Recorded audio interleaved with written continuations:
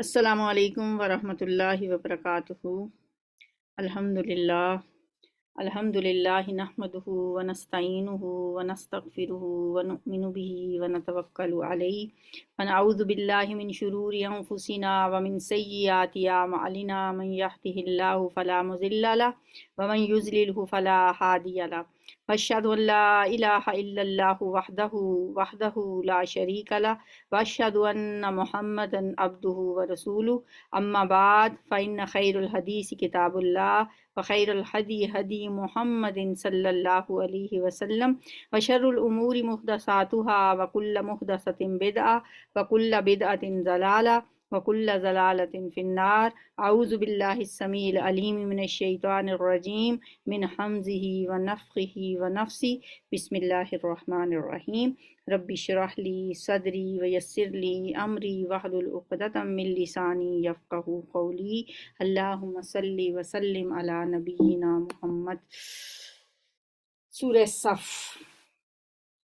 سورہ صف مدنی صورت ہے۔ اس صورت میں 14 آیات اور 2 رکوع ہیں۔ صف کا مطلب ہوتا ہے، صف ہی اردو میں صف کو ہی کہتے ہیں۔ جیسے صف باندھی جاتی ہے نماز میں، صف باندھ کے لڑا جاتا ہے میدان جنگ میں، تو غلبہ دین کی جد و جہد اس صورت کا موضوع ہے۔ بسم اللہ الرحمن الرحیم۔ سبح للہ ما فی السماوات وما فی الارض وہو العزیز الحکیم۔ اللہ کی تسبیح کی ہے ہر اس چیز نے جو آسمانوں اور زمین میں ہے، اور وہ غالب اور حکیم ہے۔ کتنی دفعہ ہم یہ بات پڑھ چکے ہیں کہ ہر چیز اللہ کی تسبیح کرتی ہے۔ کیسے کرتی ہے وہ بھی ہمیں ایک دفعہ بتا دیا گیا کہ تم اس کی تسبیح کو سمجھ نہیں سکتے۔ یہ ہمیں یقین ہے کہ جب ہر چیز تسبیح کرتی ہے، درخت، پودے، پرندے، چرندے، پانی کے جھرنے، ہوائیں، فضائیں، تو انسان کیوں نہ ان کے ہم نوا ہو، ہم انسان کیوں تسبیح نہ کریں۔ ٹھیک ہے، کچھ تو ہم نمازوں میں بھی تسبیح کرتے ہیں انکانشیسلی، جو ہمیں اللہ تعالیٰ نے جہاں جہاں تسبیح کرنے کا نمازوں میں حکم دیا وہ ہم کرتے ہیں۔ مطلب بعض اوقات ہمیں پتہ بھی نہیں ہوتا کہ ہم نماز میں سبحان ربی الاعلیٰ، سبحان ربی العظیم پڑھتے ہیں، لیکن کانشیسلی بھی ہمیں سوچ سمجھ کے بھی فجر کی نماز کے بعد تھوڑا سا ٹائم نکال کے سبحان اللہ و بحمدہ، بس اتنا ہی 100 دفعہ کہہ لیں گے، 2 منٹ 2.5 منٹ سے زیادہ نہیں لگتا۔ تو حدیث میں آتا ہے کہ سمندر کی جھاگ جتنے بھی انسان کے گناہ ہونا تو اللہ تعالیٰ وہ بھی معاف کر دے۔ کبھی اللہ تعالیٰ کے ساتھ ہمیں اللہ توفیق دے کہ ہم بیٹھ کے اس کی تسبیح اسپیشلی کریں۔ روز ہم پڑھتے ہیں سبح للہ، کبھی یسبح للہ، یا ایھا الذین آمنوا لم تقولون ما لا تفعلون کبر مقتا عند اللہ ان تقولوا ما لا تفعلون۔ ایسی جیسے ڈانٹ والا انداز ہے اس آیت۔ اے مومنو، تم کیوں وہ بات کہتے ہو جو کرتے نہیں ہو؟ ہمارے قول و فعل میں اتنا تضاد کیوں ہے؟ کہتے کچھ اور ہو، کرتے کچھ اور ہو۔ یہ نہیں ہے کہ سارے مومن ایسے تھے۔ ظاہر ہے جب اسلام تیزی سے پھیلنا شروع ہوا، لوگ دھڑا دھڑ اسلام میں داخل ہونا شروع ہوئے، تو اب ایسے لوگ بھی تھے جو کمزور ایمان والے تھے۔ تو ان سے یہ کہا جا رہا ہے کہ جو کہتے ہو کرتے کیوں نہیں؟ آج اس آیت کی روشنی میں ہم اپنے آپ کو دیکھیں، ہمارے اندر یہ بات کس قدر زیادہ ہے کہ ہم دوسروں کو تو بہت نصیحتیں کرتے ہیں اور وہی باتیں ہمارے اندر نہیں ہوتی۔ اگر ہم بیٹھ کے کبھی سچے دل سے وہ لسٹ بنائیں نا کہ جو باتیں ہم دوسروں کو کہتے ہیں کہ یہ کر لیں وہ کر لیں، ہمارے اپنے اندر وہ کس قدر ہے، کتنا ہمارے قول و فعل میں تضاد ہوتا ہے۔ دوسروں کو تو ہمیں بھی دوسروں کا نظر آ رہا ہوتا ہے نا، قول و فعل کا تضاد دوسروں کو ہمارا نظر آ رہا ہوتا ہے۔ تو پتہ نہیں کہ شیطان انسان کو اپنے آپ کو صحیح طرح سے جج کرنے کا موقع نہیں دیتا، کرنے نہیں دیتا، بس ہمیں دوسرے ہی نظر آتے ہیں۔ کہتے ہیں نا اپنی آنکھ کا بال بھی نظر آ جاتا ہے، اپنی دوسروں کی کا جو ہوتا ہے نا، انسان کو کیا نظر آتا ہے، اپنی آنکھ میں شتیر بھی ہو تو نہیں نظر آتا، اور دوسروں کا بال بھی نظر آ جاتا ہے، کچھ اس طرح کی مثال دی جاتی ہے۔ دوسروں کی برائیاں ہمیں بہت نظر آتی ہیں، اپنی نہیں نظر آتی۔ ہم وہی کچھ کر رہے ہوتے ہیں، لیکن یہ سوچا کریں جیسے ہمیں دوسروں کی نظر آ رہی ہے نا، تو دوسروں کو ہماری بھی نظر آ رہی ہے، اللہ کو تو بہت ہی نظر آ رہی ہیں۔ ہم ہمیشہ برائیاں تلاش کرتے ہیں دوسروں میں، دوسروں کی ہمیں اللہ تعالیٰ توفیق دے کہ ہم خوبیاں تلاش کریں، تو پھر شاید یہ ایسا نہ ہو۔ میں کیوں کہتے ہو وہ بات جو کرتے نہیں؟ کبورہ مقتن، بہت ناپسندیدہ بات ہے اللہ کے نزدیک، ان تقولوا ما لا تفعلون، کہ تم وہ بات کہو جو کرتے نہیں۔ اللہ کو تو پسند وہ لوگ ہیں۔ اب یہ ناپسندیدگی کی بات آگے، اللہ کو کون سے لوگ پسند ہیں، اللہ کن سے محبت کرتا ہے، کہ وہ لوگ ہیں جو اس کی راہ میں اس طرح صف بستہ ہو کر لڑتے ہیں گویا کہ وہ سیسا پلائی ہوئی دیوار ہیں۔ ان اللہ یحب الذین یقاتلون فی سبیلہ صفا، صف باندھ کر، اسی سے سورت کا نام سورہ صف، کأنہم بنیان مرصوص، گویا کہ وہ سیسا پلائی ہوئی دیوار ہیں۔ اس سے ایک تو یہ معلوم ہوا کہ اللہ کو کون سے لوگ پسند ہیں، اللہ کن لوگوں سے محبت کرتا ہے، وہ وہی لوگ ہیں، وہی اہل ایمان ہوتے ہیں جو کہ اس کے رستے میں جان لڑا دینے کے لیے اور ہر خطرے کو سہنے کے لیے تیار۔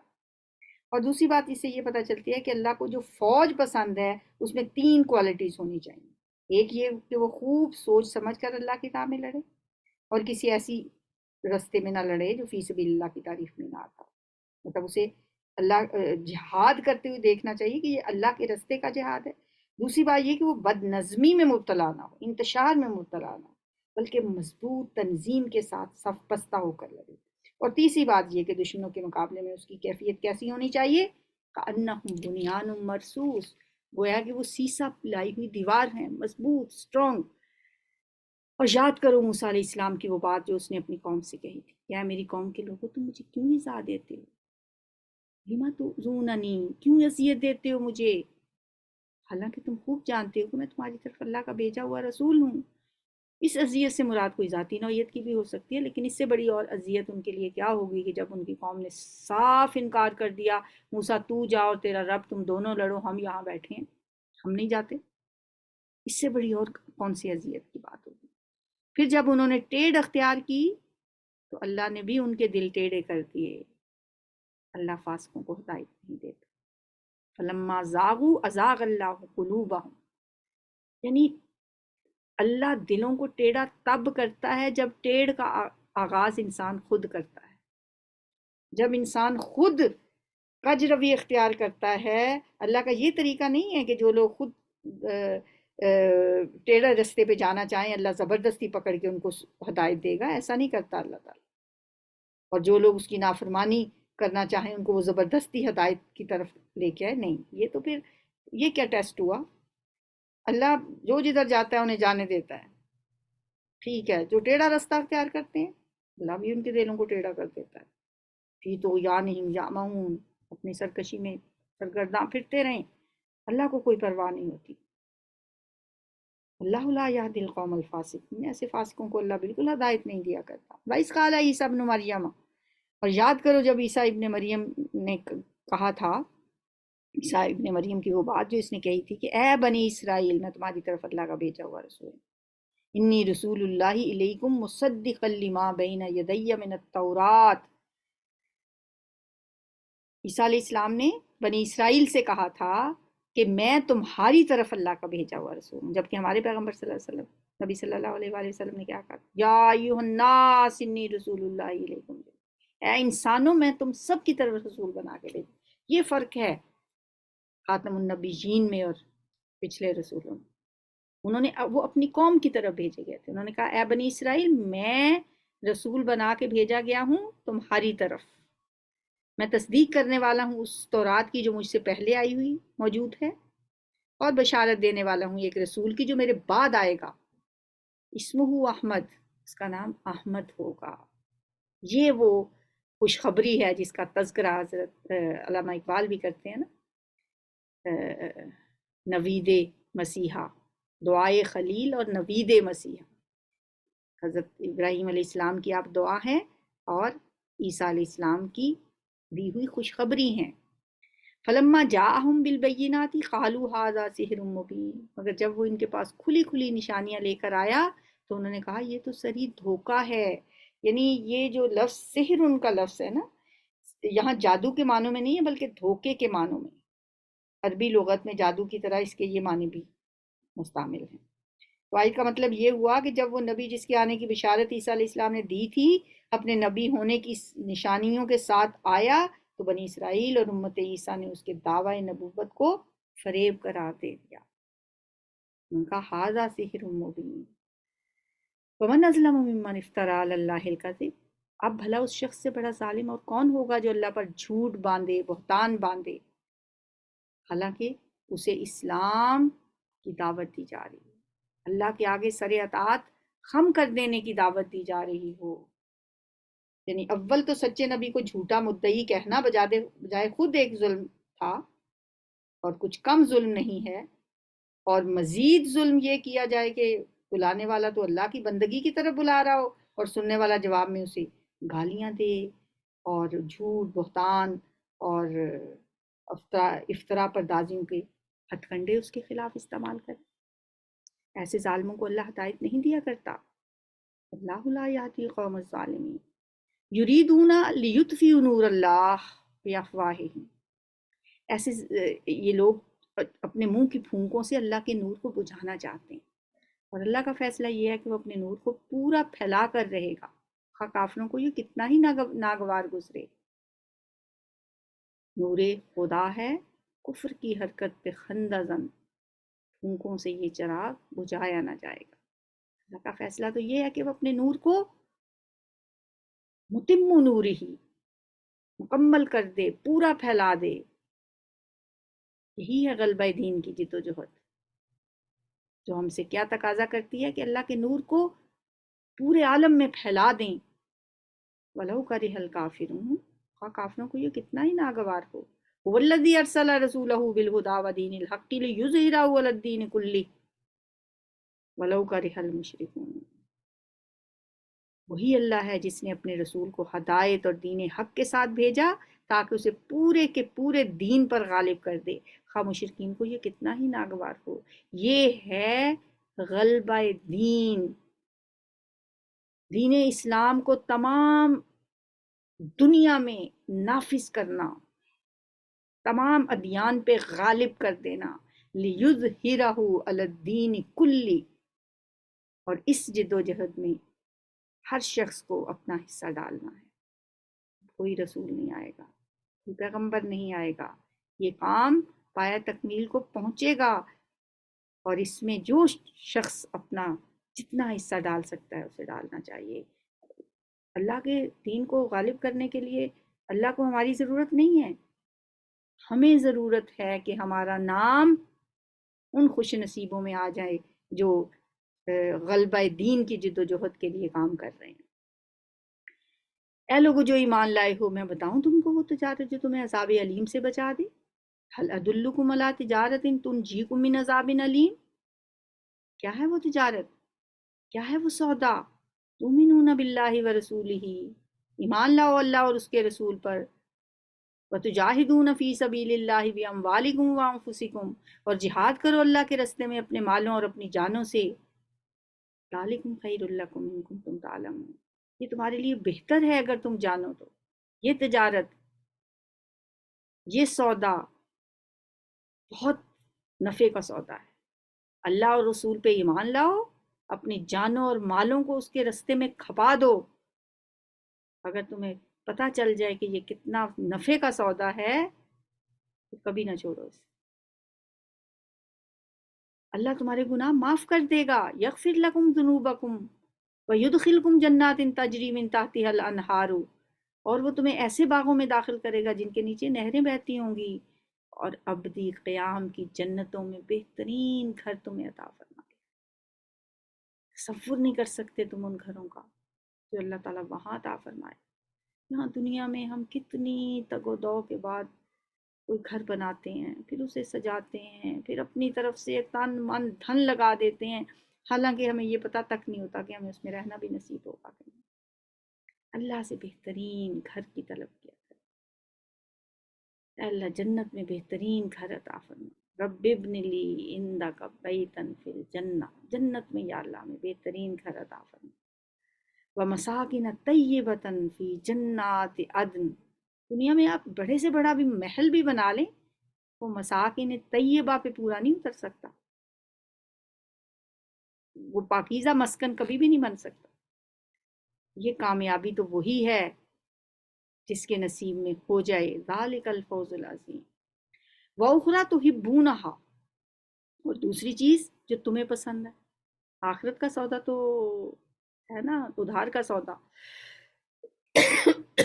ہم تو نقد کے طلبکار ہیں نا، جو چیز جلدی مل جائے ہمیں تو وہ پسند ہے۔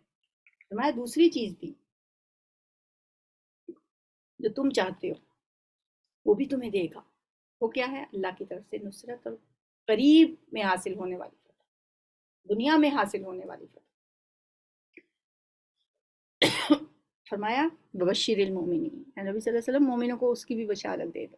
یہ بھی ایک پریڈکشن کر دی گئی۔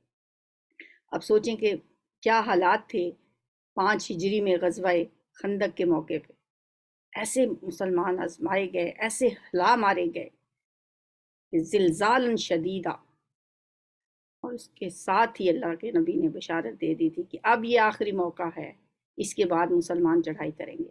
اور وہ 5 ہجری کے بعد پھر دیکھیں 6 میں صلح حدیبیہ ہوا، جسے اللہ نے فرمایا انا فتحنا لک فتحا مبینا، ہم نے تمہیں فتح مبین عطا کر دی۔ اور یہاں بھی یہ وہی اسی کی بات کی جا رہی ہے کہ ٹھیک ہے جنت کی باتیں تو ہیں، جنت میں تو یہ سب ملے گا ہی اس سودا کرنے والوں کو، اس تجارت، ایسی تجارت کرنے والوں کو، اللہ کے ساتھ جو یہ تجارت کریں گے، آخرت میں تو مساکن طیبتاً ان کے لیے ہیں ہی، وَأُخْرَىٰ تُحِبُّونَهَا، ایک دوسری چیز بھی ہے جو تمہیں پسند ہے، وہ ہے نصر من اللہ وفتح قریب۔ فرمایا اس کی بھی بشارت دے دیں۔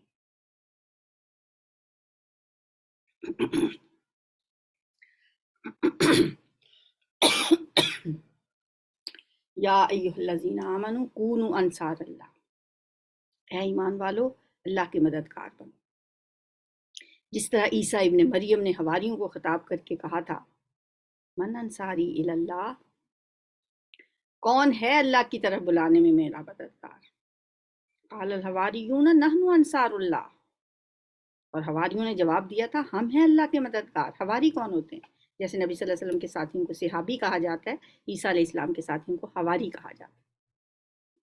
انہوں نے کہا تھا ہم ہیں اللہ کے مددگار۔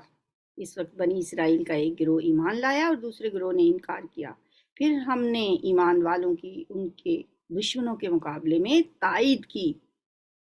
فَأَيَّدْنَا الَّذِينَ آمَنُوا عَلَىٰ عَدُوِّهِمْ فَأَصْبَحُوا ظَاهِرِينَ، اور وہی غالب ہو کر۔ سورۃ الجمعہ، اس میں 11 آیات اور 2 رکوع ہیں، مدنی صورت ہے، نام ہی سے ظاہر ہے ایک دن ہے جمعہ کا جس کا ذکر ہے اس صورت۔ بسم اللہ الرحمن الرحیم، آغاز اسی طرح سے۔ سبحہ تھا پچھلی صورت میں، ماضی کا صیغہ یہاں مضارع کا صیغہ ہے۔ اللہ کی تسبیح کر رہی ہے ہر وہ چیز جو آسمانوں میں ہے اور ہر وہ چیز جو زمین میں ہے۔ الملک القدوس العزیز الحکیم، بادشاہ ہے نہایت مقدس، زبردست اور حکیم۔ 4 اللہ کے اسماء الحسنی۔ وہی ہے جس نے امیوں کے اندر ایک رسول خود انہی میں سے اٹھایا۔ امی کا لفظ جو ہے نا یہاں آیا ہے، اس میں ایک طرح سے ایک لطیف سا طنز بھی چھپا ہوا ہے۔ مطلب یہ کہ جن عربوں کو یہودی حقارت کے ساتھ امی کہتے ہیں اور اپنے مقابلے میں وہ سے انہیں سمجھتے ہیں کہ وہ ان سے گھٹیا درجے کے ہیں، انہی میں اللہ غالب و دانا نے ایک رسول بھیجا۔ وہ خود نہیں آیا، خود نہیں اٹھ کھڑا ہوا، بلکہ اس کا اٹھانے والا وہ ہے، کائنات کا بادشاہ ہے، زبردست اور حکیم ہے، جس کی قوت سے لڑ کر یہ لوگ اپنا ہی کچھ بگاڑیں گے اس کا کچھ نہیں بگاڑ سکتے۔ اس اللہ نے بھیجا ہے فی الامیین رسولا، انہی امیوں میں ایک رسول،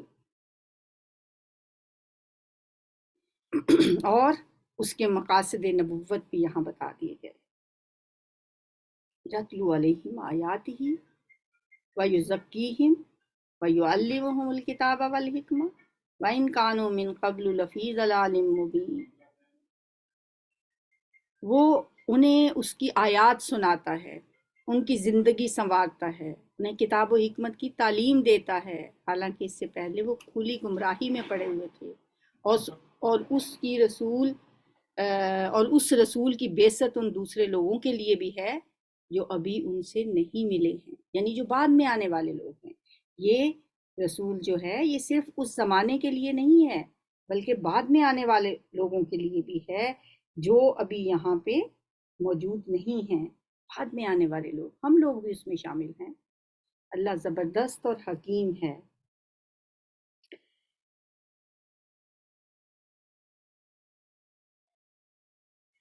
وَهُوَ الْعَزِيزُ الْحَكِيمُ ذَلِكَ فَضْلُ اللَّهِ يُؤْتِيهِ مَن يَشَاءُ، یہ اس کا فضل ہے، جسے چاہتا ہے دیتا ہے، اور وہ بڑا فضل فرمانے والا ہے۔ مَثَلُ الَّذِينَ حُمِّلُوا التَّوْرَاةَ، جن لوگوں کو تورات دی گئی مگر انہوں نے اس کا بار نہ اٹھایا، ان کی مثال اس گدھے جیسی ہے جس پر کتابیں لدی ہوئی۔ اس سے بھی زیادہ بری مثال ہے ان لوگوں کی جنہوں نے اللہ کی آیات کو جھٹلا دیا، یعنی ان کا حال گدھے سے بھی بدتر ہے، کیونکہ گدھا تو سمجھ بوجھ نہیں رکھتا اس لیے معذور ہے، مگر یہ لوگ سمجھ بوجھ رکھتے ہیں، تورات پڑھتے ہیں، پڑھاتے ہیں، یہ اس کے معنی سے ناواقف نہیں ہیں، پھر بھی یہ اس کی ہدایات سے انحراف کرتے ہیں، اور اس نبی صلی اللہ علیہ وآلہ وسلم کو ماننے سے انکار کر رہے ہیں جو تورات کی روح سے سراسر حق ہے۔ انہیں پتہ ہے کہ یہ سچا رسول ہے، تو پھر اس کتاب پڑھنے کا کیا فائدہ؟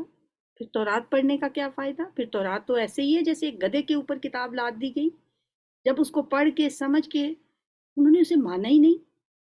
آج ہم اپنا حال دیکھ لیں، ہم قرآن کو سینے سے لگائے پھرتے ہیں، کوئی شادی ہو قرآن کے بغیر ہم رخصت ہی نہیں کرتے لڑکی کی، اس کے سر کے اوپر قرآن رکھتے ہیں، مطلب یہ کیا ہے؟ ایسے ہی ہے جیسے گدھے کے اوپر کتابیں لدی ہوئی۔ اس لڑکی کو اگر قرآن کا معنی نہیں آتا، مفہوم نہیں آتا، اس نے اسے سمجھا نہیں، اس کے مطابق زندگی کو ڈھالا نہیں، تو وہ اس کے سر کے اوپر آپ اس کی چھتری تان کے کیا ثابت کرنا چاہتے ہیں؟ کیسی مثال دی ہے اللہ تعالیٰ نے، کیسی فٹ ہوتی ہے ہمارے اوپر یہ مثال؟ بات تو اہل تورات کی ہے، لیکن ہم پہ بھی یہی مثال بالکل 100% فٹ ہو رہی ہے کہ ہم میننگ اس کا نہیں جانتے، لیکن ہم اٹھائے پھرتے ہیں۔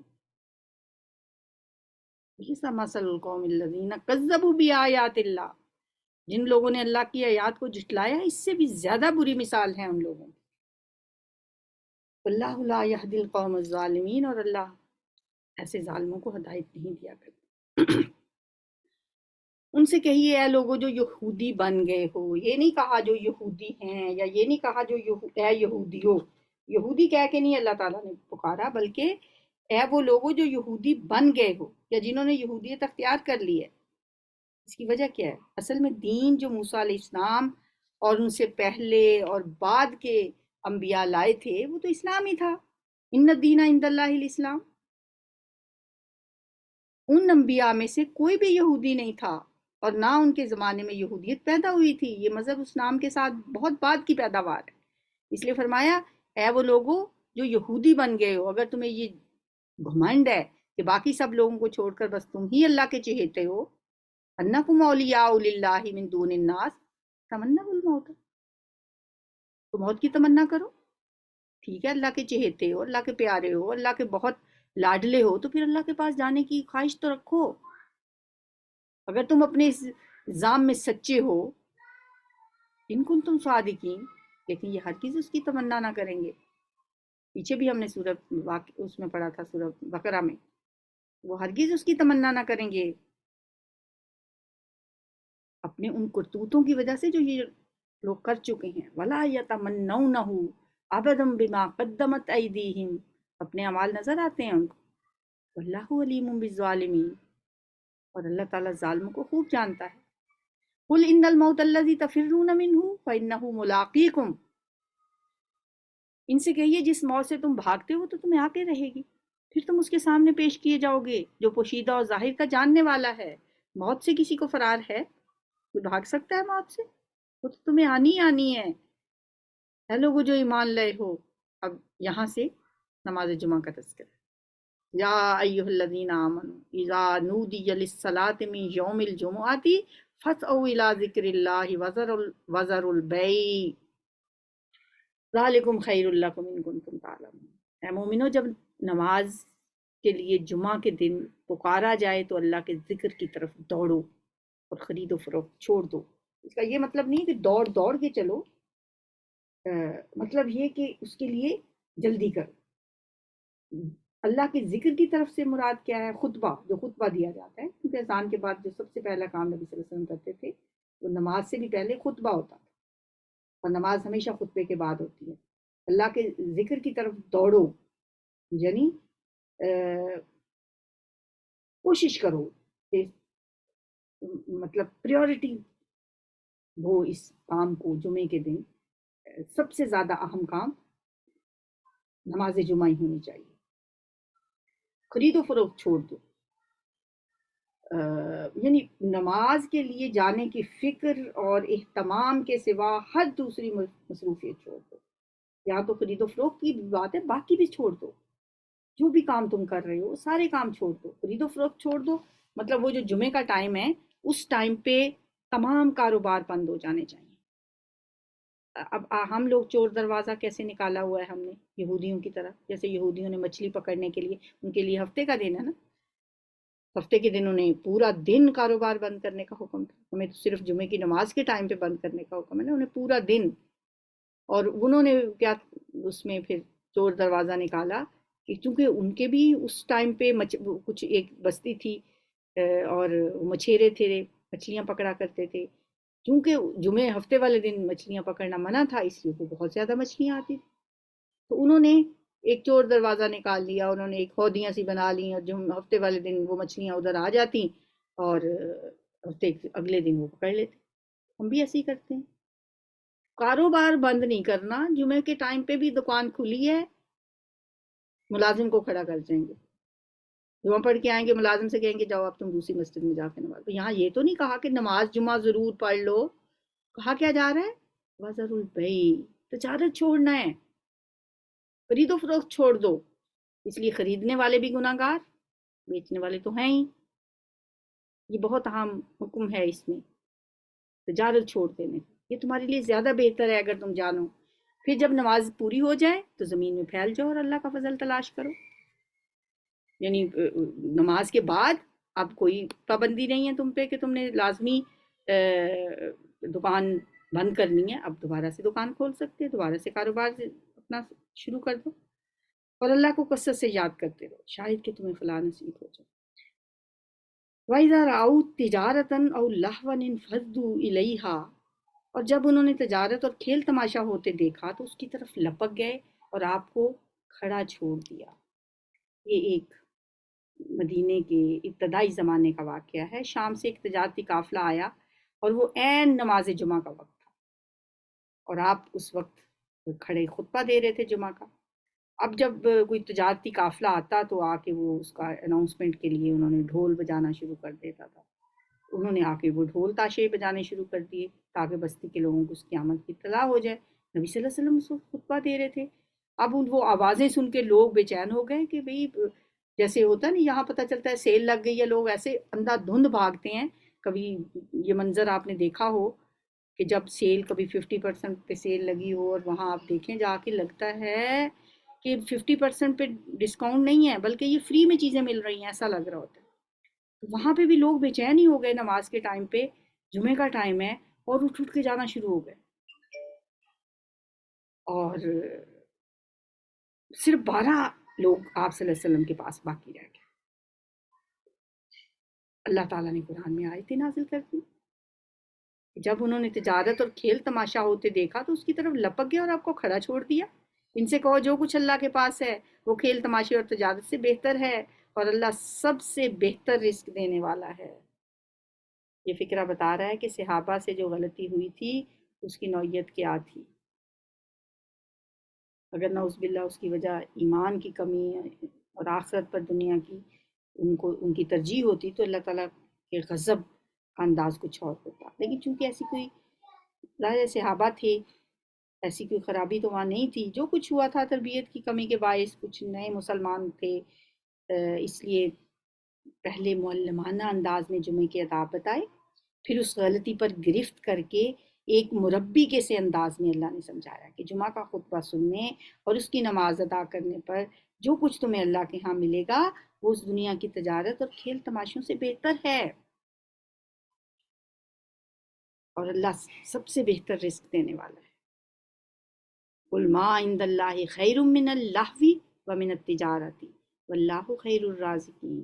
ان سے کہو جو کچھ اللہ کے پاس ہے وہ اس کھیل تماشے اور تجارت سے بہتر ہے، اور اللہ سب سے بہتر رزق دینے والا ہے. سورۃ المنافقون.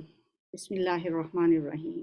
اے نبی صلی اللہ علیہ وسلم، جب یہ منافق آپ کے پاس آتے ہیں تو کہتے ہیں ہم گواہی دیتے ہیں کہ آپ یقیناً اللہ کے رسول ہیں. ہاں، اللہ جانتا ہے کہ آپ ضرور اس کے رسول ہیں، مگر اللہ گواہی دیتا ہے کہ یہ منافق قطعی جھوٹے ہیں. مطلب اللہ کو پتہ ہے آپ اس کے رسول ہیں، لیکن یہ منافق جھوٹے ہیں. اچھا، سورہ منافقون کا میں نے آپ کو بتایا نہیں کہ 11 آیات ہیں، 2 رکوع ہیں، اور یہ بھی مدنی صورت ہے. یعنی جو بات وہ زبان سے کہہ رہے ہیں وہ تو ہے سچی، لیکن چونکہ ان کا اپنا عقیدہ وہ نہیں ہے جسے وہ زبان سے کہہ رہے ہیں، اس لیے اپنے اس قول میں وہ جھوٹے ہیں کہ وہ آپ کے رسول ہونے کی شہادت دے رہے ہیں. انہوں نے اپنی قسموں کو ڈھال بنا رکھا ہے، اور اس طرح یہ لوگ اللہ کے راستے سے خود رکتے اور دنیا کو روکتے ہیں. کیسی بری حرکتیں ہیں جو یہ لوگ کر رہے ہیں. یہ سب کچھ اس وجہ سے ہے کہ ان لوگوں نے ایمان لا کر پھر کفر کیا، اس لیے ان کے دلوں پر مہر لگا دی گئی. اب یہ کچھ نہیں سمجھتے. یعنی پہلے ایمان لائے پھر انہوں نے کفر کا رستہ اختیار کیا، اس کی سزا کے طور پہ اللہ تعالیٰ نے ان کے فَتُوبِ عَلَىٰ قُلُوبِهِمْ. انہیں دیکھو تو ان کے جسے تمہیں بڑے شاندار نظر آئیں گے، بڑی اعلیٰ پرسنالٹیز ہیں ان کی، بولیں تو ان کی باتیں سنتے ہی رہ جاؤ، مگر اصل میں یہ گویا لکڑی کے کندے ہیں جو دیوار کے ساتھ چن کر رکھ دیے گئے ہیں. یعنی لکڑی بھی سیدھی خود نہیں کھڑی ہو سکتی، اس کو سہارے کی ضرورت ہوتی ہے. یہ ایسے ہی ہیں جیسے کوئی لکڑی ہو اور اس کو دیوار کے ساتھ سہارے کے ساتھ کھڑا کر دیا گیا ہو. ہر زور کی آواز کو اپنے خلاف سمجھتے ہیں، بزدل اتنے ہیں. یہ پکے دشمن ہیں، ان سے بچ کر رہو. اللہ کی مار ان پر. یہ کدھر الٹے پھرائے جا رہے ہیں. یعنی ایسے بد نصیب ہیں. نبی صلی اللہ علیہ وسلم کا زمانہ ان کو نصیب ہوا، لیکن کدھر الٹے پھرائے جا رہے ہیں یہ. وَإِذَا قِيلَ لَهُمْ تَعَالَوْا يَسْتَغْفِرْ لَكُمْ رَسُولُ اللَّهِ. اور جب ان سے کہا جاتا ہے کہ آؤ تاکہ اللہ کا رسول تمہارے لیے مغفرت کی دعا کرے، تو سر جھٹکتے ہیں. اور تم دیکھتے ہو کہ بڑے گھمنڈ کے ساتھ آنے سے رکتے ہیں. یعنی بڑے اپنے آپ کو بڑی چیز سمجھتے ہیں. ان کو تو لگتا ہے جیسے دعا کی ضرورت ہی نہیں ہے نبی صلی اللہ علیہ وسلم کی مغفرت کی دعا کی. نبی صلی اللہ علیہ وسلم آپ چاہیں تو ان کے لیے مغفرت کی دعا کریں یا نہ کریں، ان کے لیے برابر ہے. سواء علیہم استغفرت لہم ام لم تستغفر لہم لن یغفر اللہ. اللہ ان کو نہیں بخشے گا. سورہ توبہ میں تو اور زوردار انداز میں کہا گیا کہ اگر آپ ان کے لیے 70 بار بھی بخشش کی دعا کریں اللہ تعالیٰ نہیں معاف کرے گا. تو نبی صلی اللہ علیہ وسلم نے ایک مرتبہ مسکراتے ہوئے فرمایا تھا کہ اگر مجھے پتا ہوتا کہ 70 سے زیادہ مرتبہ استغفار کرنے سے ان کی مغفرت ہو جائے گی تو میں ان کے لیے زیادہ بار استغفار کر لیتا. اتنے رحیم و کریم تھے آپ. ان اللہ لا یہدی القوم الفاسقین. اللہ تعالیٰ فاسق لوگوں کو ہرگز ہدایت نہیں دیتا. یہ وہی لوگ ہیں جو کہتے ہیں کہ رسول کے ساتھیوں پر خرچ کرنا بند کر دو تاکہ یہ منتشر ہو جائیں. کہا کرتے تھے کہ یہ اگر مجاہدین پہ خرچ کرنا بند کر دیا جائے نا تو پھر ہمارے حالات اور طرح کے. حتیٰ ینفضوا، حالانکہ زمین و آسمان کے خزانوں کا مالک اللہ تعالیٰ ہے. حتیٰ ینفضوا، تاکہ یہ منتشر ہو جائیں. حالانکہ زمین و آسمان کے خزانوں کا مالک اللہ ہے، مگر یہ منافق سمجھتے نہیں ہیں. یہ کہتے ہیں کہ ہم مدینہ واپس پہنچ جائیں تو جو عزت والا ہے وہ ذلیل کو وہاں سے نکال باہر کرے گا. حالانکہ عزت تو اللہ اور اس کے رسول اور مومنوں کے لیے ہے، مگر یہ منافق جانتے نہیں ہیں. یہاں پہ وہ بات ہو رہی ہے غزوہ بنی المصطلق کی. عبداللہ بن ابی نے وہاں پہ ایک مدینہ جب واپس آ رہے تھے غزوہ بنی المصطلق کے بعد، تو کچھ 2 گروہوں میں کچھ تو میں ہو گئی، تھوڑا جھگڑا ہو گیا. تو وہاں پہ عبداللہ بن ابی نے لوگوں کے جذبات بھڑکاتے ہوئے کچھ باتیں کی، اور اس نے کہا کہ جب ہم مدینہ واپس جائیں گے تو بالکل متفق ہو کے یہ طے کر لیں گے کہ جو صاحب عزت ہیں، جو مدینہ کے قدیم باشندے ہیں، وہ ان مہاجروں کو جو بڑے کمزور ہیں، جن کی کوئی حیثیت نہیں ہے، انہیں مدینہ سے نکال باہر کریں۔ تو اس لیے فرمایا کہ عزت تو اللہ کے لیے ہے ساری کی ساری، وَلِلَّهِ الْعِزَّةُ وَلِرَسُولِهِ وَلِلْمُؤْمِنِينَ وَلَكِنَّ الْمُنَافِقِينَ لَا يَعْلَمُونَ۔ لیکن منافقوں کو اس بات کا پتہ نہیں ہے۔ اے لوگو جو ایمان لائے ہو، تمہارے مال اور تمہاری اولادیں تمہیں اللہ کی یاد سے غافل نہ کرتے ہیں، کیونکہ یہی دو چیزیں انسان کو اللہ کی یاد سے غافل کرتی ہیں۔ جو لوگ ایسا کریں وہی خسارے میں رہنے والے ہیں۔ جو رزق ہم نے تمہیں دیا ہے اس میں سے خرچ کرو، اس سے پہلے کہ تم میں سے کسی کی موت کا وقت آ جائے اور اس وقت وہ کہے کہ اے میرے رب، کیوں نہ تو نے مجھے تھوڑی سی مہلت دے دی، میں صدقہ کر دیتا اور سارے لوگوں میں شامل ہو جاتا۔ حالانکہ جب کسی کی مہلت عمل ختم ہونے کا وقت آ جاتا ہے تو اللہ کسی شخص کو ہرگز مہلت مزید نہیں دیتا، اور جو کچھ تم کرتے ہو اللہ اس سے باخبر ہے۔ سورۃ تغابن میرا خیال ہے انشاءاللہ ہم کل شروع کریں گے۔ سبحانک اللہم و بحمدک، نشہد ان لا الہ الا انت، نستغفرک و نتوب الیک۔ السلام علیکم ورحمۃ اللہ۔